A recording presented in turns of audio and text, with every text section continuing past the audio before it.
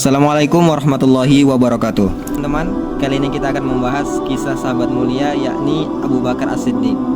Beliau adalah sahabat yang paling dekat dengan Rasulullah SAW, orang pertama yang beriman dari kalangan dewasa sekaligus khalifah pertama setelah Nabi wafat.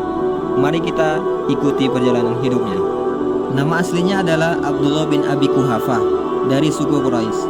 Sejak muda beliau dikenal jujur, bijak, dan disukai banyak orang. Saat Nabi SAW menyampaikan risalah Islam, Abu Bakar langsung mempercayai tanpa ragu. Karena sikap inilah beliau mendapat gelar As-Siddiq, yang artinya orang-orang yang selalu membenarkan perkataan Nabi SAW. Dari keislamannya lahirlah banyak tokoh lain yang juga masuk Islam melalui perantara beliau. Keimanan Abu Bakar tidak hanya di lisan, tapi juga terbukti dalam perjuangan. Saat Nabi SAW hijrah ke Madinah, beliau ikut menemani. Mereka bersembunyi di Gua Thur. Dan ketika Abu Bakar merasa cemas, Nabi menenangkan dengan kalimat, "Jangan bersedih, sesungguhnya Allah bersama kita."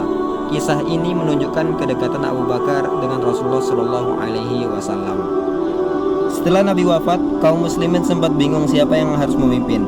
Ansor mengusulkan pemimpin dari kalangan mereka, sementara Muhajirin menganggap kepemimpinan lebih tepat dari Quraisy. Perdebatan itu terjadi di Saqifah Bani Sa'idah. Di sana Umar bin Khattab menyatakan bahwa yang paling layak adalah Abu Bakar As-Siddiq karena beliau orang terdekat Rasulullah SAW, imam sholat pengganti Nabi, dan sahabat paling utama. Akhirnya para sahabat sepakat membaiat Abu Bakar sebagai khalifah pertama. Saat menerima amanah itu, beliau dengan rendah hati berkata, "Aku telah diangkat memimpin kalian, padahal aku bukan yang terbaik di antara kalian." Sebagai pemimpin, Abu Bakar menjalankan pemerintahan dengan sederhana. Prinsipnya jelas, pemimpin adalah pelayan umat. Beliau selalu bermusyawarah dengan para sahabat dan menjaga agar hukum Allah tetap ditegakkan. Walaupun dikenal lembut, Abu Bakar sangat tegas dalam urusan agama. Salah satu bukti ketegasannya adalah melanjutkan pasukan Usama bin Zaid yang sebelumnya sudah diperintahkan Rasulullah SAW. Banyak sahabat ragu karena kondisi umat masih berduka, tetapi Abu Bakar tetap mengirimnya. Keputusan ini membuat Islam disegani dan pasukan pulang membawa kemenangan yang besar. Tidak lama kemudian muncul kelompok yang murtad dan enggan membayar zakat. Abu Bakar menolak keras sikap ini. Kata-katanya terkenal, "Demi Allah, kalau mereka menolak zakat seekor kambing saja yang dulu mereka bayarkan kepada Rasulullah SAW, aku akan memerangi mereka." Ketegasan ini menyelamatkan kesatuan umat. Salah satu perlawanan terbesar terjadi di Yamamah melawan Musailamah Al-Kadzab, seorang nabi palsu yang mengaku mendapat wahyu. Perang ini sangat sengit dan menelan banyak korban, termasuk para penghafal Al-Quran. Dalam pertempuran itu, Musailamah akhirnya berhasil dibunuh oleh Wahsy bin Harb, orang yang dulunya pernah membunuh Hamzah bin Abdul Muthalib di Uhud, namun kemudian masuk Islam.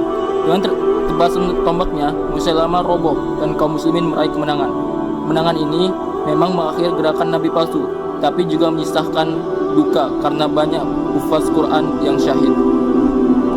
Melihat kondisi itu, Umar bin Khattab khawatir Al-Quran bisa hilang bila para penghafalnya wafat. Beliau lalu mengusulkan kepada Abu Bakar agar Al-Quran dikumpulkan dalam satu mushaf. Awalnya Abu Bakar merasa berat karena hal itu belum pernah dilakukan Nabi SAW. Namun setelah menyadari pentingnya, beliau menyetujuinya. Dari sinilah mushaf pertama Al-Quran disusun oleh Zaid bin Thabit bersama para sahabat yang lainnya. Setelah kondisi dalam negeri stabil, Abu Bakar mengarahkan perhatian keluar. Beliau mengirim pasukan ke wilayah Syam untuk menghadapi Romawi. Pertempuran besar yang dikenal dengan Perang Yarmuk berakhir dengan kemenangan muslimin dan membuka jalan bagi Islam memasuki wilayah Syam. Tak lama setelah itu, Abu Bakar jatuh sakit.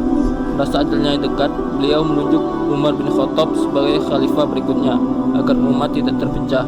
Abu Bakar wafat di usia 63 tahun, sama dengan usia Rasulullah SAW, dan dimakamkan di samping Nabi di Madinah.